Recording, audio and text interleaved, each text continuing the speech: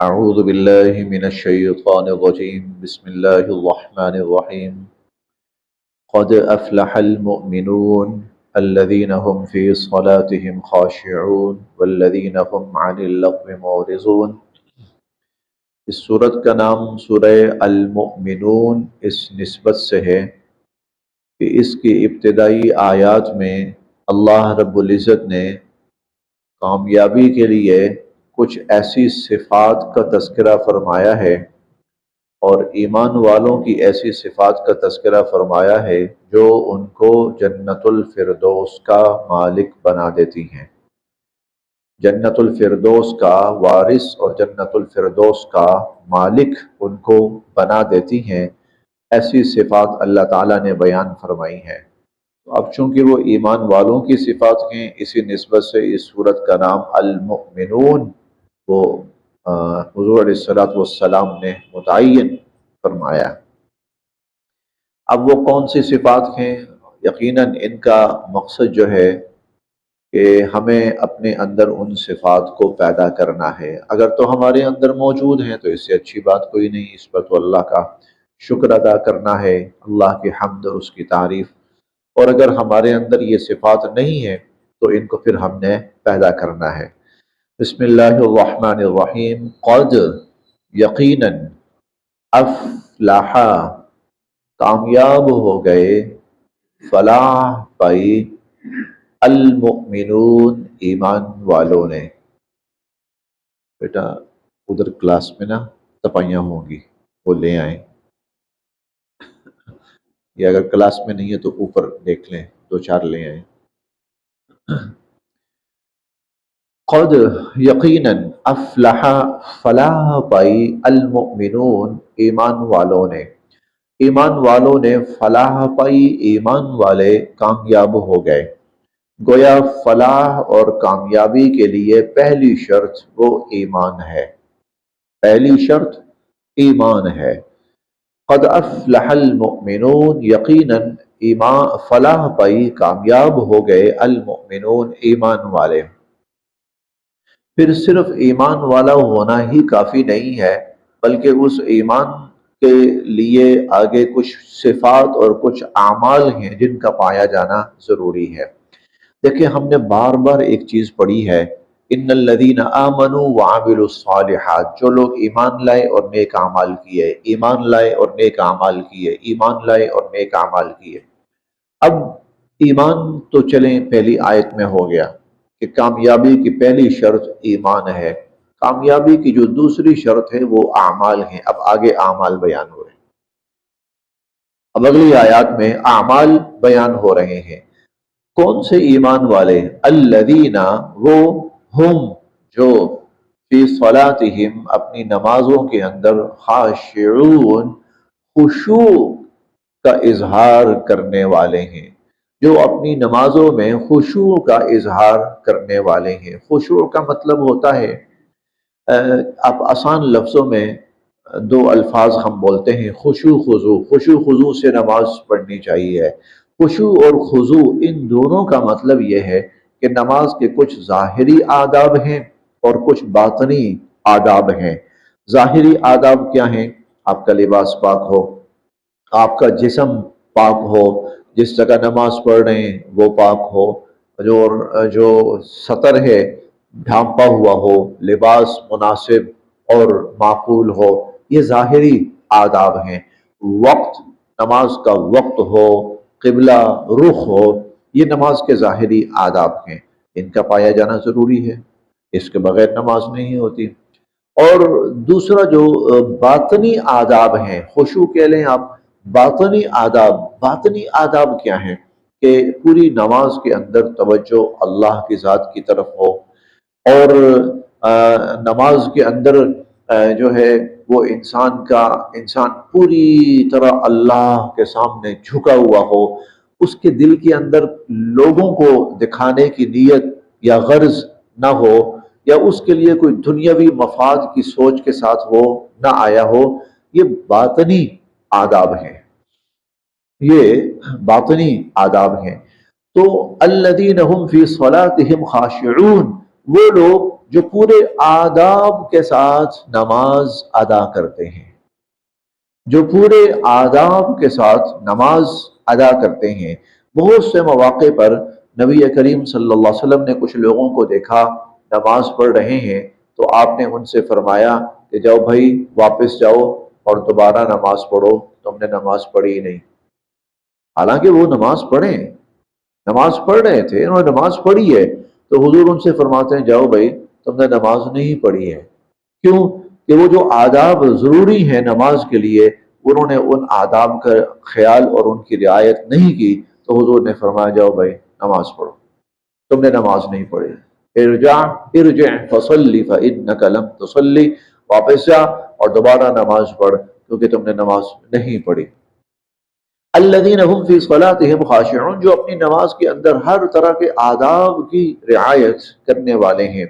والذین، اور وہ لوگ، ہم جو، عن اللغو، لغویات سے، معرضون، اپنے آپ کو بچانے والے ہیں۔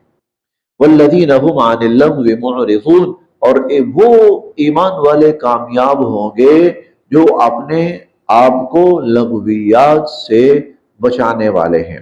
لغویات، ہر وہ کام جس کا نہ کوئی دنیا کا فائدہ ہے نہ کوئی آخرت کا فائدہ ہے، صرف اور صرف وقت کا ضیاع ہے۔ کہیں پیسے کا ضیاع ہے، کہیں وقت کا ضیاع ہے، یہ لغو ہے۔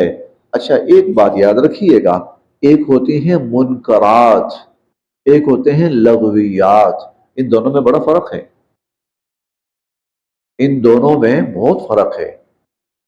لغویات، اگر آدمی لغو میں مبتلا ہو بھی جائے تو گناہ گار نہیں ہوتا، کم از کم گناہ گار نہیں ہوتا۔ لغویات کے اندر مبتلا شخص گناہ گار نہیں ہوتا۔ مثال کے طور پر میں بیٹھا ہوں اور میں نے میرے سامنے بہت سے تنکے پڑے ہوئے ہیں، اب میں کیا کر رہا ہوں؟ تنکوں کو توڑ رہا ہوں۔ بھائی کیوں؟ میں ویسے ہی۔ بھائی کوئی ایکسرسائز کر رہا ہوں؟ نہیں۔ بھائی کوئی میں اپنے لیے کوئی وہ جسے کہتے ہیں نا ایندھن بنا رہا ہوں، بالن جسے کہتے ہیں؟ نہیں۔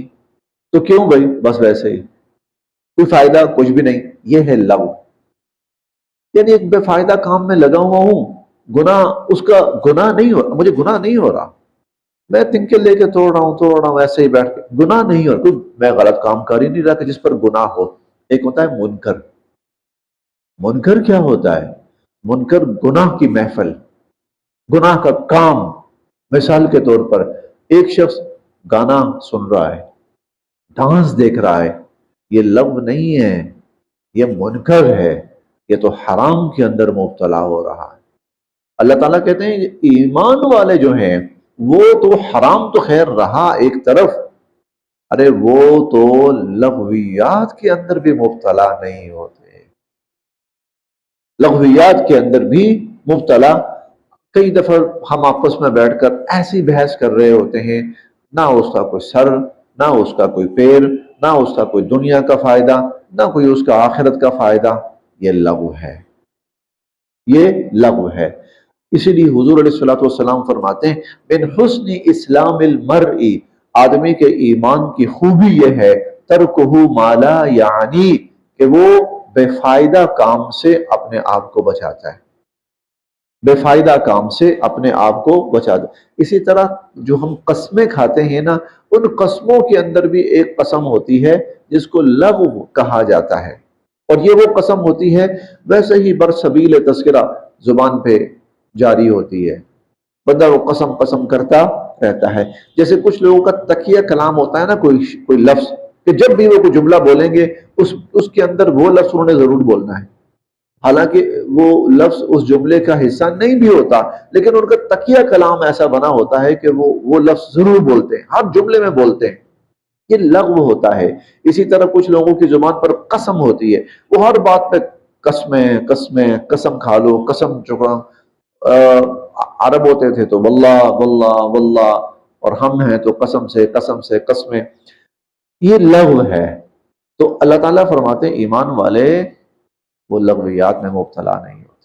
والذین هم عن اللغو معرضون، وہ لغویات سے بھی اپنے آپ کو بچاتے ہیں۔ والذین، اور یہ جو گالی گلوچ ہے نا، یہ تو حرام ہے، یہ لغویات میں شامل نہیں، یہ تو حرام کاموں کے اندر جس پر جہنم کی وعید ہے، اللہ کے عذاب کی وعید ہے۔ گالی گلوچ، گانا بجانا، ہاں، اور لڑائی جھگڑا، یہ لغو نہیں ہے، یہ تو حرام ہے۔ والذین، اور وہ لوگ، ہم جو لفروجہم، والذین ہم، اور وہ لوگ جو للزکاۃ، زکات، فاعلون، ادا کرنے والے ہیں، جو زکات ادا کرنے والے ہیں۔ والذین، اور وہ لوگ، ہم جو لفروجہم، اپنے عزت و آبرو کی، حافظون، حفاظت کرنے والے ہیں، جو اپنی عزت و آبرو کی حفاظت کرنے والے ہیں۔ کس سے؟ کس سے؟ اس کی تفصیل بھی اللہ تعالیٰ بیان فرما رہے ہیں۔ عزت و آبرو کی حفاظت، ایک شخص اپنی بیوی کے ساتھ جو تعلقات اختیار کرتا ہے تو کیا اس سے بھی حفاظت ہے؟ نہیں، اس کی اجازت ہے، اس کی گنجائش ہے۔ زمانہ قدیم کے اندر لونڈیوں کا، باندیوں کا تصور تھا اور ان کے ساتھ ازدواجی تعلق جائز ہوتا تھا، تو لونڈی اور باندی کے ساتھ ازدواجی تعلق نہیں، اس پہ کوئی گناہ نہیں ہے۔ ہاں، بیوی اور باندیوں، ان سے ہٹ کر نامحرم کسی رشتے کے ساتھ کوئی شخص ان کے ساتھ کوئی ایسے تعلقات استوار کرتا ہے تو یہ وہ شخص ہے جس نے اپنی عزت و آبرو کی حفاظت نہیں کی، بلکہ یہ گناہ کے اندر مبتلا ہوا۔ والذین، اور وہ لوگ، ہم لفروجہم، جو اپنی عزت و آبرو کی حافظون، حفاظت کرنے والے ہیں، الا، سوائے، علی ازواجہم، اپنی بیویوں کے، سوائے اپنی بیویوں کے، او یا ما ملکت ایمانہم، یا اپنی باندیوں کے، اپنی بیویوں، سوائے اپنی بیویوں اور اپنی باندیوں کی، کہ وہاں پر جو تعلق ہے وہ جائز ہے۔ فإنہم، پس ایسے لوگ، غیر ملومین، ان پر کوئی ملامت نہیں، ان پر کوئی ملامت نہیں ہے۔ فمن، پس جو، ابتغا، چاہے، وراء ذالک، اس کے علاوہ، فمن ابتغا وراء ذالک، اور جو اس کے علاوہ چاہے، یعنی بیویوں، اور اگر اس کی باندی ہے اس سے ہٹ کر، یا عورت اپنے خاوند سے ہٹ کر کسی اور کے ساتھ اس طرح کا تعلق استوار کرے، فاولئک، تو یہ وہ لوگ ہیں، ہم العادون، جو اللہ کی حدود سے تجاوز کرنے والے ہیں، یہ وہ لوگ ہیں جو اللہ کی حد سے بڑھ جانے والے ہیں۔ والذین، اور اسی طرح وہ ایمان والے کامیاب ہوں گے، ہم جو لاماناتہم، اپنی امانتوں، وعہدہم، اور اپنے عہدوں کی، راعون، حفاظت کرنے والے ہیں۔ امانت، امانت پوری کرنا، اس کو واپس کرنا، جس کی امانت ہے، عہد جو کمٹمنٹ کی ہے کسی کے ساتھ کسی بھی انداز کے اندر، اس کو پورا کرنا، یہ کامیاب ہوں گے۔ والذین، اور وہ، ہم جو، علی صلواتہم، اپنی نمازوں کی، یحافظون، اپنی نمازوں پر محافظت کرنے والے، پابندی، یحافظون، پابندی، اور وہ جو اپنی نمازوں پر پابندی کرنے والے ہیں۔ پابندی سے مراد یہ ہے کہ بھئی یہ نہیں کبھی پڑھ لی کبھی چھوڑ دی، نہیں، تسلسل کے ساتھ، پابندی کے ساتھ نماز کا اہتمام کرنا۔ اولئک هم الوارثون، یہ لوگ مالک بنیں گے، مالک بنیں گے، مالک بننے والے ہیں۔ الذین یرثون الفردوس، اور یہ لوگ جنت الفردوس کے مالک بنیں گے۔ جنت الفردوس اعلیٰ ترین جنت، جنت الفردوس اعلیٰ ترین جنت، تو یہ جنت الفردوس کے وارث بنیں گے۔ ہم فیہا خالدون، اور یہ ہمیشہ ہمیشہ اس جنت الفردوس میں رہیں گے۔ اللہ ہمیں ان میں شامل فرمائے۔ اللہم اجعلنا منہم، اللہم اجعلنا منہم، اللہم انا نسألک الجنہ ونعوذ بک من النار۔ وَلَقَدْ، اور یقیناً، خلقنا، ہم نے پیدا کیا، الانسان، انسان کو۔ پچھلی سورت تھی سورہ الحج۔ اچھا، یہ سورہ الحج اور سورہ المؤمنون مضامین آپ کو بہت ملتے جلتے، بلکہ سورہ انبیاء، سورہ حج، سورہ المؤمنون، مضامین بڑے ملتے جلتے آپ کو ملیں گے۔ سورہ الحج کے اندر بھی قیامت کے تذکرے کے فوری بعد انسان کی تخلیق کے مراحل کا تذکرہ تھا، یہاں پر بھی انسان کی تخلیق کے مراحل کا تذکرہ ہے۔ وَلَقَدْ خَلَقْنَا، اور ہم نے پیدا کیا، الانسان، انسان کو، من سلالہ، خلاصہ، خلاصہ، من طین، نچوڑ کہہ سکتے ہیں، بلکہ آپ نچوڑ، من طین، مٹی کے، ہم نے انسان کو مٹی کے نچوڑ سے پیدا کیا۔ نچوڑ کا مطلب یہ ہے کہ تمام مٹیاں جمع کی گئیں اور ان کے جتنے خواص تھے اور ان مٹیوں کی جتنی صفات تھی وہ سب اکٹھی کی گئی، خواص اکٹھے کیے گئے، ان مٹیوں کی جو صفات اور کمالات تھے وہ اکٹھے کیے گئے، پھر وہ جو مجموعہ بنا، نچوڑ بنا، اس سے انسان کو ہم نے پیدا کیا۔ وَلَقَدْ خَلَقْنَا الْإِنسَانَ، یقیناً ہم نے انسان کو پیدا کیا، من سلالۃ من طین، مٹی کے نچوڑ سے، ثم، پھر، جعلناہ، ہم نے اس کو بنایا، نطفۃ، ایک نطفہ، بوند، بوند، فی قرار مکین، اور اسے ہم نے ایک بڑی محفوظ جگہ میں رکھا، پھر اس کو بوند بنا کر ہم نے نطفہ بنا کر بڑی محفوظ جگہ ہم نے اس انسان کو رکھا۔ ثم، پھر، خلقنا، ہم نے بنایا، النطفہ، اس بوند کو، علقہ، جمع ہوا خون، فخلقنا، پھر ہم نے بنایا، العلقہ، اس جمع ہوئے خون کو، مضغہ، گوشت کا لوتھڑا، فخلقنا، پھر ہم نے بنایا، المضغہ، اس گوشت کے لوتھڑے کو، عظاما، ہڈیاں، اسے پھر ہم نے ہڈیوں میں کنورٹ کر دیا، فکسونا، پھر ہم نے پہنایا، العظام، ان ہڈیوں پہ، لحما، گوشت، ان ہڈیوں پر پھر ہم نے گوشت پہنایا، ثم، پھر، انشأناہ، ہم نے اس انسان کو پیدا کیا، خلقا آخر، ایک اور تخلیق میں، پھر ہم نے اس کو ایک اور تخلیق میں پیدا کیا۔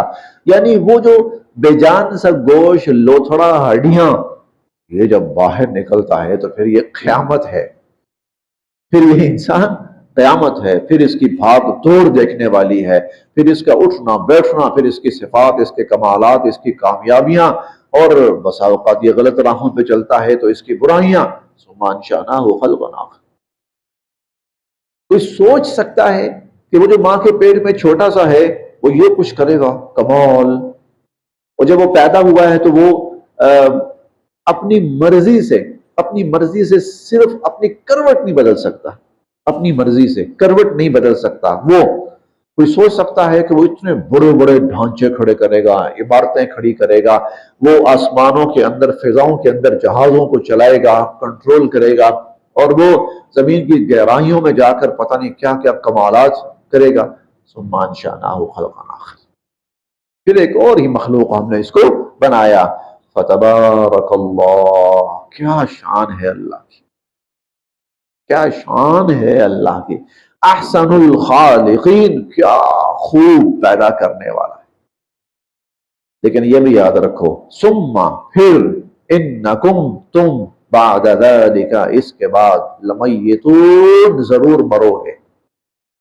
پھر اس کے بعد مطلب یہ اتنی توانائی، کمال، قوت، عروج، لیکن ثم انکم بعد ذلک لمیتون، پھر اس کے بعد تم ضرور مرو گے، ثم، اور پھر، انکم، بے شک تم، یوم القیامت، قیامت کے دن، تبعثون، زندہ کر کے اٹھائے جاؤ گے۔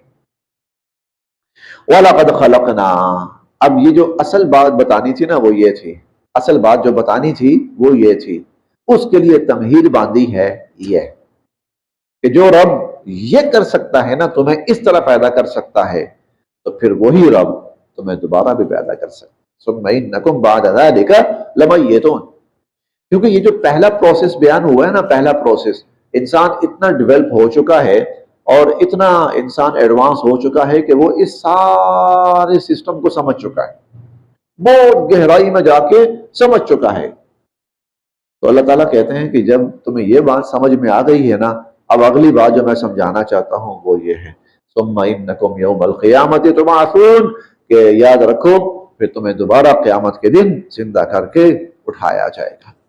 وَلَقَدْ اور یقیناً خلقنا ہم نے پیدا کیے فوقکم تمہارے اوپر سبع طرائق 7 آسمان، ہم نے تمہارے اوپر 7 آسمان پیدا کیے، وما کننا اور نہیں ہیں ہم عن الخلق اپنی تخلیق سے غافلین بے خبر، یعنی یہ نہیں کہ ہم نے پیدا کیے اور اس کے بعد ہم بھول بھال گئے، نہیں بھائی، نہیں نہیں نہیں، پورا سسٹم بنایا، بنا کے چلا رہے ہیں۔ وَأَنزَلْنَا اور ہم نے اتارا من السماء آسمان سے ماء پانی، بقدر ایک قدر اندازہ بھی ہے لیکن آپ اس کو کہہ سکتے ہیں ایک ضرورت کے تحت، ضرورت کے مطابق، انسانی ضرورت کے مطابق ہم نے آسمان، ورنہ اللہ کے پاس تو بہت پانی ہے، اللہ کے پاس تو بہت پانی ہے، اور اللہ کا روزانہ پانی چھوڑ دیں تو نوح علیہ السلام کے زمانے جیسا سیلاب بھی آ سکتا ہے، لیکن نہیں، ہم انسانی ضرورت کے مطابق، بقدر انسانی ضرورت کے مطابق ہم پانی اتارتے ہیں، ہم نے آسمان سے پانی برسایا، بقدر انسانی ضرورت کے مطابق، فَاسْكَنَّاهُ فِي الْأَرْضِ اور پھر ہم نے اس کو زمین کے اندر محفوظ کر دیا، وَإِنَّا اور بے شک ہم عَلَى ذَهَابٍ بِهِ اس پانی کو واپس لے جانے اور خشک کر دینے پر بھی لقادرون قادر ہیں، وَإِنَّا عَلَى ذَهَابٍ بِهِ لَقَادِرُونَ اور ہم اس پانی کو خشک کر دینے پر بھی قادر ہیں۔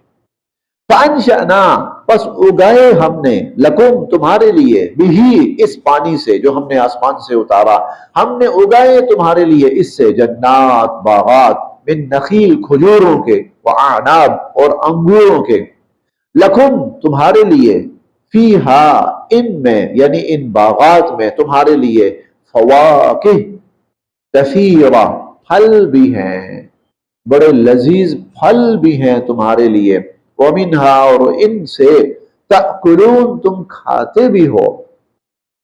اب یہاں کھانے سے مراد یہ جو باغات ہیں یہ پھلوں کے علاوہ بھی انسان کے لیے 20 طریقے سے روزی کمانے کا ذریعہ ہے۔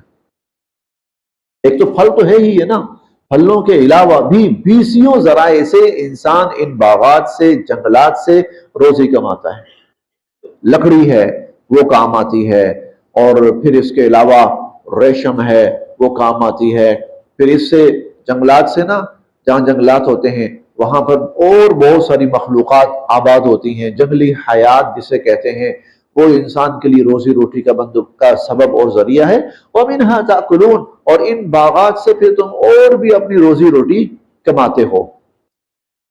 وَشَجَرَةً اور اسی طرح وہ درخت، وہ بھی ہم نے اگایا اسی بارش سے، پانی سے، وَشَجَرَةً اور وہ درخت تخرج جو نکلتا ہے من طور سینا، طور سینا سے نکلتا ہے، طور سینا سے نکلتا ہے۔ طور سینا وہ جگہ ہے جہاں پر حضرت عیسیٰ علیہ السلام کی ولادت ہوئی ہے، فلسطین کے اندر، بیت اللحم بھی اسے کہا جاتا ہے، حضرت عیسیٰ علیہ السلام کی وہاں پر ولادت ہوئی ہے، یہ ان کی نسبت سے یہ علاقہ مشہور ہے، حضرت عیسیٰ علیہ السلام کی نسبت سے۔ اچھا، یہ جس کا تذکرہ ہے نا وہ زیتون ہے، یہ زیتون کا تذکرہ ہے۔ ویسے تو زیتون پوری دنیا میں بہت سی جگہوں سے اگتا ہے، لیکن اس کا جو اصل جو اس کی جگہ ہے، جو اس کا اصل پیداواری علاقہ ہے، وہ وہی ہے فلسطین، آپ اس کو کہہ سکتے ہیں۔ فلسطین جو ہے اور اس کے ارد گرد کے علاقے، کچھ شام کے علاقے، کچھ اردن کے علاقے، یہ زیتون کی پیداوار کے سب سے زرخیز اور بہترین علاقے ہیں۔ ویسے تو الحمدللہ ہمارے پاکستان سے بھی بہت مل جاتی ہے، تو ہر جگہ سے۔ وَشَجَرَةً اور وہ درخت تخرج جو نکلتا ہے من طور سینا، طور سینا سے، تنبت بالدہن وہ تیل بھی اس سے تم تیل بھی نکالتے ہو، وہ تیل کا ذریعہ بھی ہے، زیتون کا تیل سب سے بہترین تیلوں میں سے وہ شمار ہوتا ہے۔ وَصِبْغٍ لِّلْآكِلِينَ اور کھانے والوں کے لیے وہ بطور غذا کے بھی کام دیتا ہے، وہ جو پھل ہے وہ بطور غذا کے بھی کام دیتا ہے۔ وَإِنَّ اور بے شک لَكُمْ تمہارے لیے فِي الْأَنْعَامِ مویشیوں کے اندر لَعِبْرَةٌ بڑی نصیحت ہے، بڑا سبق ہے، بڑا پیغام ہے تمہارے لیے، مویشیوں کے اندر بڑی نصیحت ہے۔ نسقیکم ہم تمہیں پلاتے ہیں، نسقیکم ہم تمہیں پلاتے ہیں مما وہ فی بطونہا جو ان کے پیٹوں سے نکلتا ہے، جانوروں کے پیٹوں سے، اور یہ زیادہ تر دودھ ہی ہوتا ہے، دودھ ہم تمہیں پلاتے ہیں، وَلَكُمْ اور تمہارے لیے، فیہا ان مویشیوں کے اندر، منافع کثیرہ بڑے فوائد ہیں، تمہارے لیے ان کے اندر بڑے فوائد ہیں، وَمِنْهَا تَأْكُلُونَ اور تم ان کا گوشت بھی کھاتے ہو، تم ان کا گوشت بھی کھاتے ہو، وَعَلَيْهَا اور ان مویشیوں کے اوپر، وَعَلَى الْفُلْكِ اور کشتیوں کے اوپر، تحملون تم سوار بھی کرائے جاتے ہو، یعنی اللہ تمہیں سوار کرتے ہیں۔ بس جی یہاں تک اللہ رب العزت کی قدرتوں کا ایک بڑا ہی عجیب تذکرہ انسانی تخلیق کی صورت کے اندر بھی، اور زمینی پیداوار اور زمینی تخلیق کی صورت کے اندر بھی ہم نے یہاں پڑھا، اور پھر اس کے ساتھ ساتھ اللہ تعالیٰ کے ہاں کون سا انسان کامیاب قرار پاتا ہے، کامیابی کی کیا صفات ہیں وہ ہم نے پڑھی۔ اللہ پاک ہمیں اپنانے کی توفیق نصیب فرمائے۔ صدق اللہ العظیم۔